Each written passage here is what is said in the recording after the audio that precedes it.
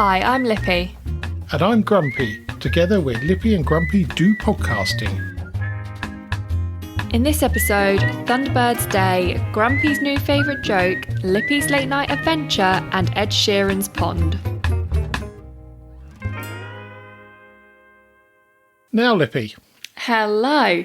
Hello indeed. I don't want to talk about the fuel shortage. No, I don't think we should, to be honest. But there are two things I'd like to say about it. Go. The first one is, please don't judge photos. If there's somebody in the queue, they may not be just topping up with £5 worth of petrol. They may be running on fumes. There's all sorts of reasons. And sometimes the same may go if they're filling up a jerry can. Mm-hmm. Obviously, if you're filling up a plastic bag or inappropriate cans, then that's a different matter. Yeah. But if you're filling up a jerry can, maybe your wife, who is a nurse, can't fill a car up because it's too far away. So please don't judge photos. I was almost in that exact situation of having to ask. You were, weren't you? Chris to fill me up a jerry can because I had 5 miles and was at the last petrol station. Yeah. But managed to get some. So can't tell what other people are there for. Indeed not. And the second thing is hats off to the BBC for sending out their reporter, Phil McCann, to cover the petrol shortage.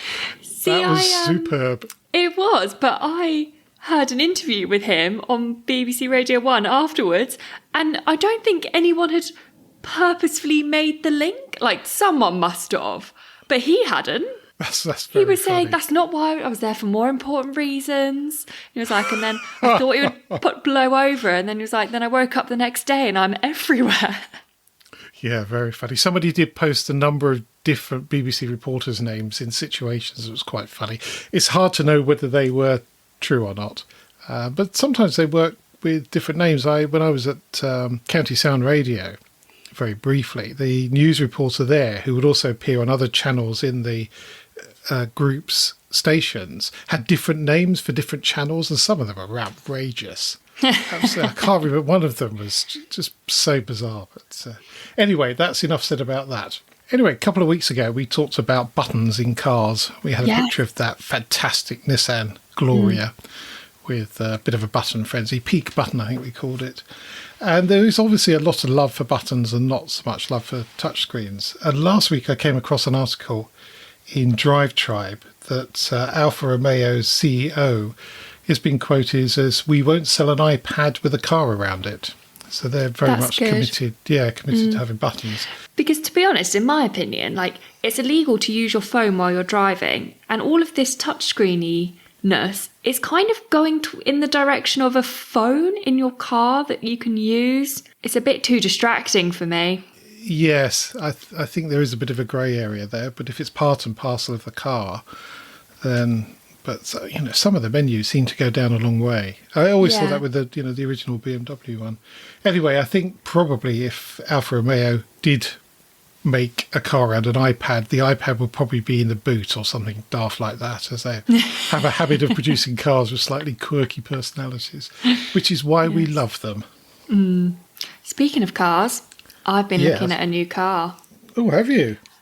In light of recent events, I have been having a little nosy at some electric cars. Oh, very Because I interesting. don't drive very often anymore, or very far.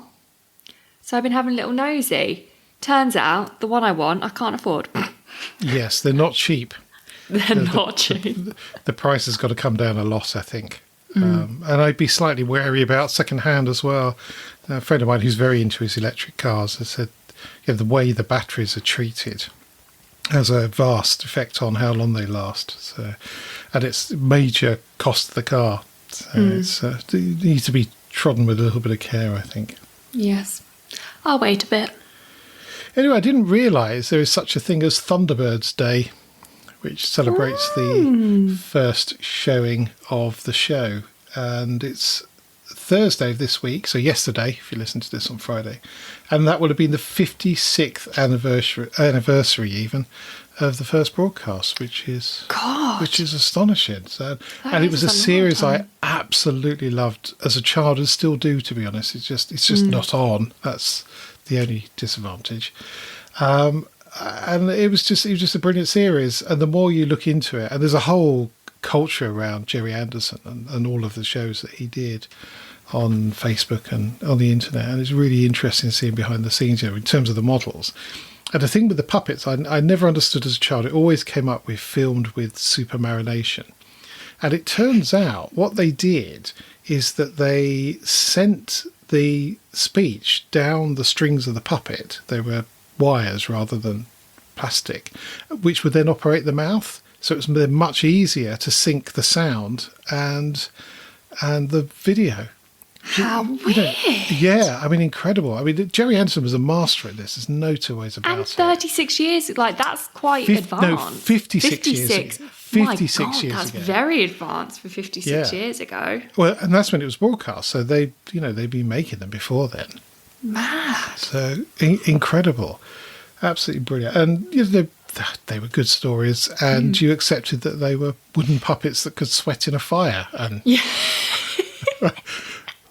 if I was a piece of wood, I probably would sweat in a bit of a fire. Yeah. The thing I always loved as a child was when Thunderbird 2 came out and the trees bent back. I was absolutely fascinated by that, and that whole sort of underground lair thing. Yeah. I think was quite something. So I might look out for some DVDs for a bit of nostalgia. You can get models as well, can't you? Yes, I'm sure there are some get all looking the around. models. Yeah, absolutely. As a mate of mine says, nostalgia is not what it used to be. No. And I have a new favourite joke. Do you? I Have do. I heard it? Yes, you have. You thought it was funny. Oh, did I? Okay. Yes. What do you call a hen looking at a lettuce? I don't know. Chicken Caesar salad. I did think it was funny. Yeah, I thought that was very good. That's a good one. So you had a bit of a trip up to London? I last week did. and over the I had a weekend? very busy trip up to London, actually. I had a very busy weekend. Photos with you holding something furry and... A meerkat.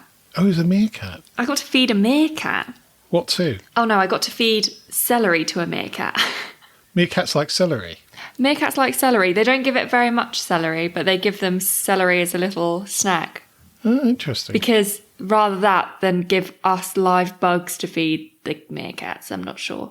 They get a bit aggressive when it comes to the actual bugs, obviously, because they move and they're like trying to catch them. I was surprised So they they go like for celery for some reason. And they make the cutest little noise when they're like on it. Well, celery is quite hard to eat quietly. Yeah, but yeah, they were absolutely adorable, and I would highly recommend that experience to anybody. I had a great time. Excellent. Which zoo was that? That was at London Zoo, which Brilliant. I was extremely impressed with, actually. They have loads of, they call them walk with or walk into, and you go through like big doors and like those heavy plastic things that dangle down, and then the animals are just roaming free. Does that include lions and tigers? No, thank you. Okay. But the monkeys, all like they didn't even have netting in their enclosure. They could have literally ran away if they wanted to. But yeah, they're running everywhere, like right past your feet. They don't ever jump on you, but the people do say, don't hold your phone out because they'll think it's food and they'll grab it. Yes. Yeah. Yes, that would be funny. Yeah. So they had loads of those. There was a spider one, and the Charlotte would spiders are like just that. like in there, like made their own webs and stuff. And we did it, but I don't think I would voluntarily do it again. So I had to remove a spider from the kitchen over the weekend, and Charlotte refused to go in there, which I find astonishing. As one of the bravest people I know, Yeah. is terrified of a small spider spiders. on the floor. So yes, interesting. Yes. But anyway, the main reason we went to London is to go to a concert. Oh, that was exciting. I went to see Dermot Kennedy at Alexandra Palace, so North London. It was really good, actually. Like it felt so strange, to be honest, to be at a concert. But there was like the side where you could tell people wanted to be more spread out, and then the side where people weren't really too bothered, and they were all like mushed together. We were on the side that was a bit more spread out, which I've always preferred anyway, because I don't like being in like a big mush of people. I get a bit stuck. So yeah, that was really cool. And then almost got attacked walking home. Really? No, not really. You've over-egged this a bit, haven't you? I did, yeah. So we stayed in a hotel just up the road, about a 20-minute walk from Alexandra Palace. All of it streets, apart from not even probably like 2 meters like not a lot of the park, like past the skate park. But there's just no lights in there, like at all. So it's pitch black. And we're walking down towards this park.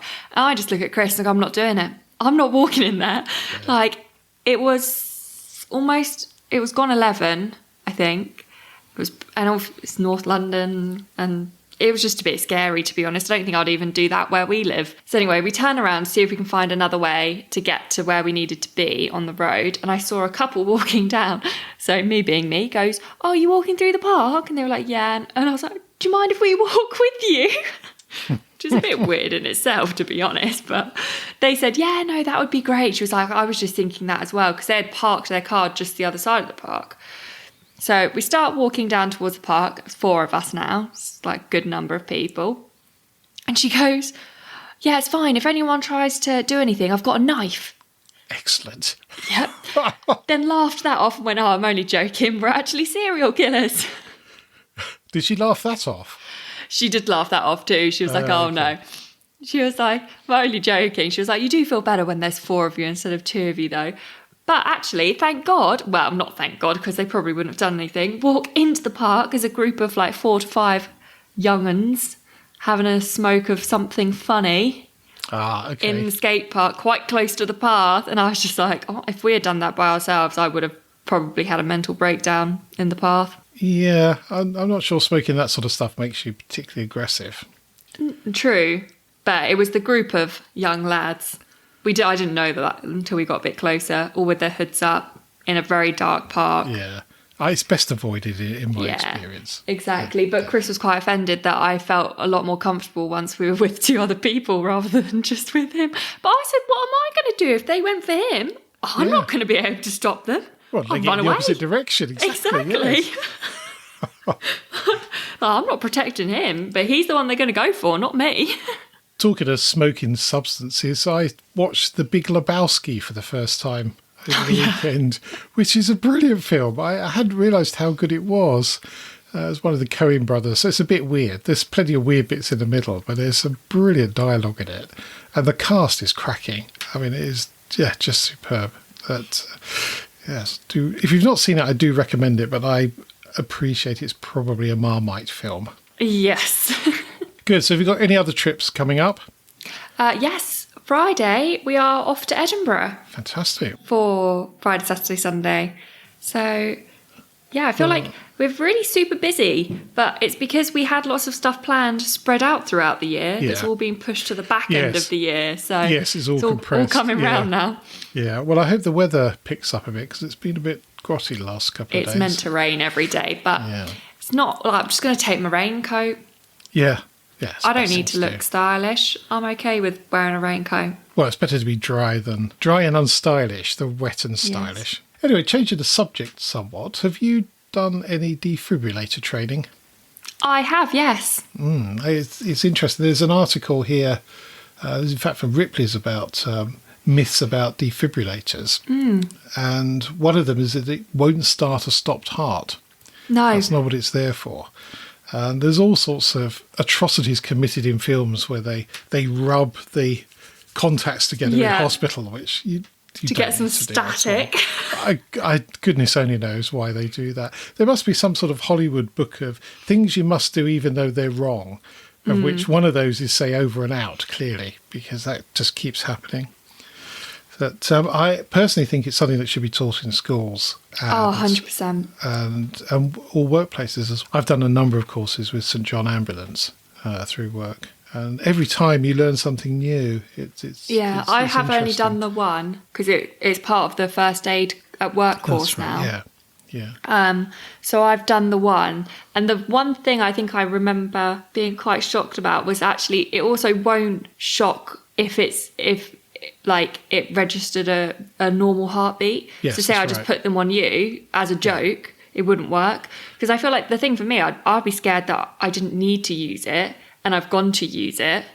But actually, it won't work unless it is in the right place to use a defibrillator. It's also a very difficult word to say as well. Which I think they say defib. The defib. I'll say defib from now on. Yeah, I think it's an important thing to emphasise is that these bits of kit are fantastic. And they tell you what to do. They tell you when to be doing chest compressions. And where to put the paddles. Yeah, they're not going to zap the people unnecessarily. It's they're very, very good bits of kit. And any place that has them should be encouraged, really, to offer training in them, because you never know. You've got one first aider. If that's the person that suffers cardiac arrest, then somebody else really needs to know. Yeah. Anyway, I'll post a link to that because there is some good information on there. But if you get the opportunity to do a course, I'd highly recommend it, because you could save somebody's life. Yeah, No definitely. two ways about it. And more and they're more scattered appealing. everywhere That's as well Yeah, now. yeah. Yes, they are. And I think there is a map as well worldwide, or certainly countrywide, of defibrillators. So, yes. So, serious topic over. Now, in my trawling of the internet, I found 21 of the world's most interesting customs, and I'm not going to go through. Yes. I'm not going to go through all of them. Some of them are pretty gross, it has to be said. And Japan has this very odd thing called a subway pusher, who is actually an employee of the station or the network. And their job is to push more and more passengers into the subway cars so that you've got maximum capacity. Yeah. Which, Imagine someone doing that in the London tubes, just it's shoving people bizarre. It's really weird. And there's a picture. I mean, their stations are very smart. The trains are very smart. The people that work there are immaculately dressed. And there's one at every door shoving people in to get the doors shut. It's incredible. I've never seen anything quite like it. And I'm surprised at Japan. They do that sort of thing. So I think we might have to drip feed those in over the next few weeks, some of the weird ones. Agree. Oh, and I will do just one more. There's a very odd one in Denmark. If you are unmarried when you turn 25, expect to be covered in cinnamon by the day's end. And that's not just sprinkled with it, that's doused in it. Oh, God. Unfortunately, this has been extended to add eggs to the mix, just to make it a bit stickier, I would have thought. This still happens? This still happens. Interestingly, the average age of marriage in Denmark is 34 for men and 32 for women. I feel like maybe they should do that at 30 rather than 25 is quite young to be married. Well, it didn't used to be. True. But life expectancy wasn't as long as it is now. Slightly odd custom there. You weren't married at 25, were you? No. So I think we need to cover you in cinnamon and eggs. I'm not Danish, so you can't do that. It would be funny, though. No, it wouldn't. It would be amusing. Well, it might be amusing to you until you find out that I'm not going to help you with your DIY ever again. I'm done now. I'm whole Oh, there'll be more, don't worry. There will be There's more. always more. Yes. Now, have you heard of the Ig Nobel Awards? No. Ignoble. Ig Nobel, IG Nobel. So it's a satirical prize awarded annually since 1991. And there's 10 or so unusual or trivial achievements in scientific research. Oh, so it's like a Nobel, like a weird Nobel. Yes. Yeah. So it was started by a chap called Mark Abrahams. And he was editor-in-chief of 2 magazines, one of which I failed to say on 3 attempts, so I'm not going to add it in. So anyway, it's an annual thing. And this year, there's a very odd one. So under the peace category, so you can see how this matches the normal Nobel Prizes.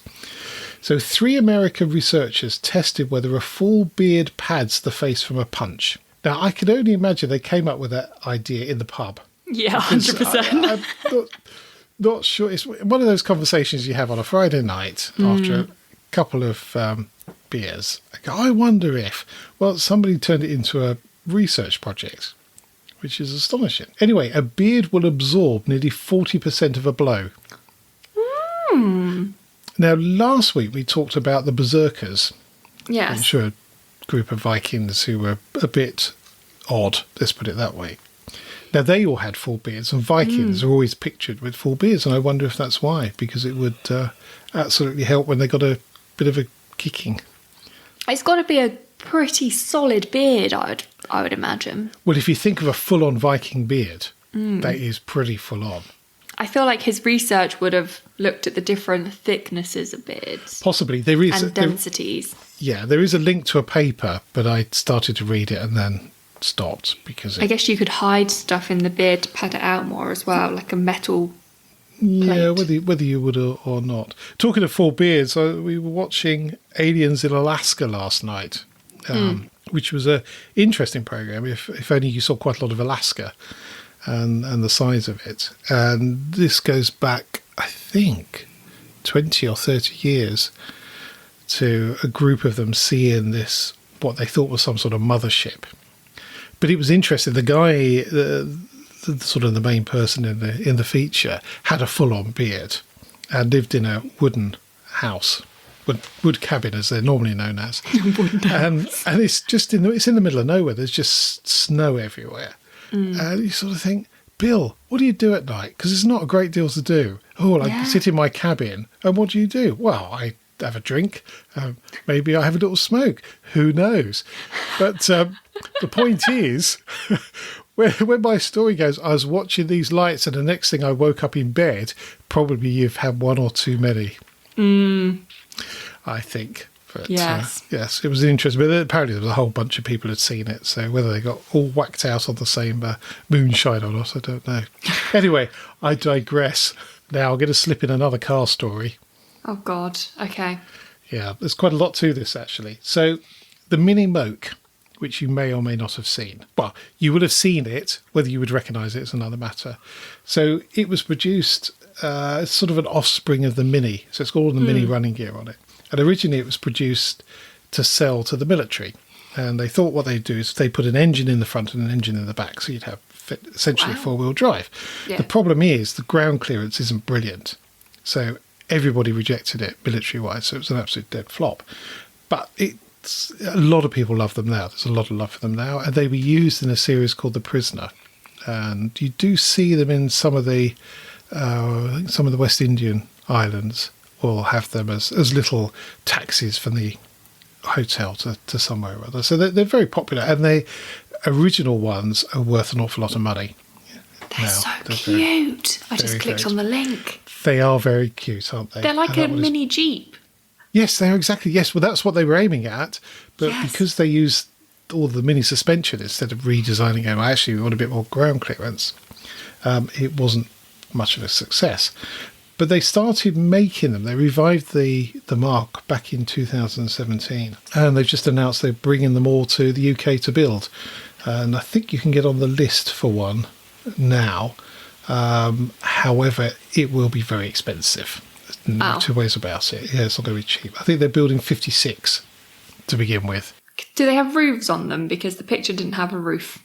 No, I think originally you could get sort of a vinyl cover roof that pulled over. And I think we had one at the car show that was an original, and that had a roof and sides. Because in the UK, you don't really want a roofless car. But it's great for the sort of the 2 days where it's not going to rain. Yes, yes. Any other time is a bit of a lottery, really. But there are roofs that you can put on them. Interestingly, The Prisoner was filmed in Wales, and I don't remember them having roofs on there, or in fact there ever been any rain in the series. So they must have had very, very few filming days. Yeah, indeed. Now, while we were away in August, I came across an article called Village Wars and the Top 5 Rural Skirmishes, which I think is worthy of a bit of attention. Yes. So there's a village called Eying in the Peak District, and in 2014 a cockerel was threatened with an ASBO after a couple who'd moved to the village a few years previously complained to the council offices over the birds crowing. In response, the villagers started a petition in support of the cockerel. How can a bird be given an ASBO? Well, I think probably the owners were threatened with the ASBO. Yeah, okay. Yeah, I was going to say, I was like, the cockerel's not going to know what an ASBO is. If you go to the cockerel take your hood off. Yeah, stop crowing at 5 a.m, it's just going to look blankly at you. That's not going to work. I think the main thread between these stories is people that move from outside an area to another area and then start complaining about something that's been there for a very long time. Yes. We see it time and time again, and in fact we are going to see it another 4 times, I think. Yes. So the next one is the singer Ed Sheeran. Oh. And I thought it was a bit cruel but very funny. Somebody had posted a picture of, the cheese squares you have on a burger. Yes. And they come individually Plasticky wrapped. cheese. Yeah. So it was a picture of a packet of those. It said on the front, 15 cheesy singles. And somebody had put in underneath, I found Ed Sheeran's new album. Very good. Very good indeed. Anyway, Mrs. Sheeran has been involved in a long-running dispute with neighbours over a wildlife pond he built on his Suffolk estate. Complaints were made to the council that Sheeran was using the pond as a swimming pool, but when officials visited in 2019, they concluded it was in fact a wildlife pond as built. Presumably you could go swimming in a pond. And surely his estate is big enough that the neighbours wouldn't be able to see that he's swimming in the pond. Estate is an odd word because I've seen pictures of it, and although it's quite big, it's quite close to other buildings as well. If he wants to go swimming in his own pond, let him. Well, I suppose the thing is, if you've taken planning permission based on the fact you're building a wildlife pond, which is a good thing, and actually what you build is a swimming pool instead. I see. That's not so good. But still, you're allowed to go swimming in ponds. Mostly, yeah, mostly. Some I wouldn't. That's an odd one. But it is a bit of an odd one, really. That's a nosy neighbour, that is. Yes. Just let him do what he wants in his own pond. Well, maybe if he's doing it at 3 o'clock in the morning making lots of noise, then... But then that's a different issue, isn't it? No, it's not the complaint. Quite that would be a noise complaint, not a pond swimming complaint. Well, if you want to drop a line to Suffolk County Council, I will. Probably sort it out. So number 3 is ex-magazine editor Jade Beer wrote a widely shared article about moving to the Cotswolds from London and how rowdy stag and hen parties in local Airbnbs had shattered her rural idyll. A lot of people go to the Cotswolds. What for hen and stag Yeah. do's, and of course, yes, Airbnb and other such things make it quite easy to do that. She also complained about expensive taxis. They're going to be. Yeah. Farm vehicles, you're going to have those. Motorbikes, well, they've possibly come in from elsewhere. Neighbours drinking in their gardens. That's a full-on Karen, that is. It is. Karen from Facebook, that is. Yes. Yes. And ghosts, apparently. She complained to the council about ghosts. Well, no, this was an article, so she complained about sorry. ghosts. Yes. So, yeah, be interesting to dig that one up. I mean, there's nothing you can do about the ghosts. I wouldn't complain about them. They'll come get you. Well, possibly. It depends on whether they can read the article. They can't turn the pages over in the magazine. That's the problem.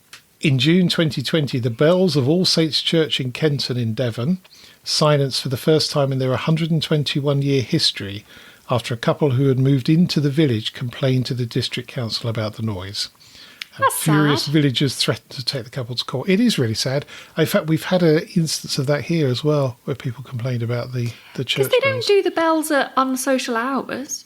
Oh, they possibly do. I think I'm never sure when ours ring, and I've actually been up in the belfry at the church, which was very interesting. And they have the way that they work. If they're going to use them for a wedding, so they might do a practice on a Thursday night, say, and they've got a wedding on a Saturday. They leave the bells in an up position because they're quite hard to get up there, but they need them in that position for bell ringing. Yeah. But for the clock chiming, they're in the down position, which then means they have to fight with them to get them back up again. So if there's only a couple of days, so you don't get then the clock chiming. The bells, okay, I see. which is probably unique to that particular church, not necessarily all churches.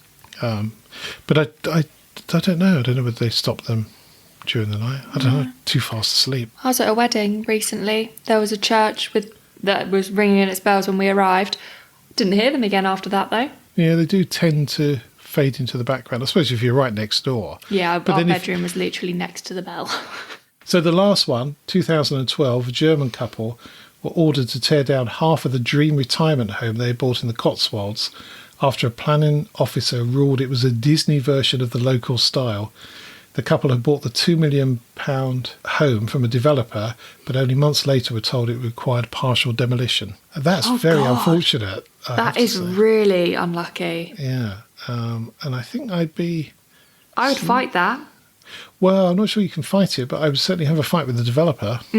Because if he's built that and it's past planning, then...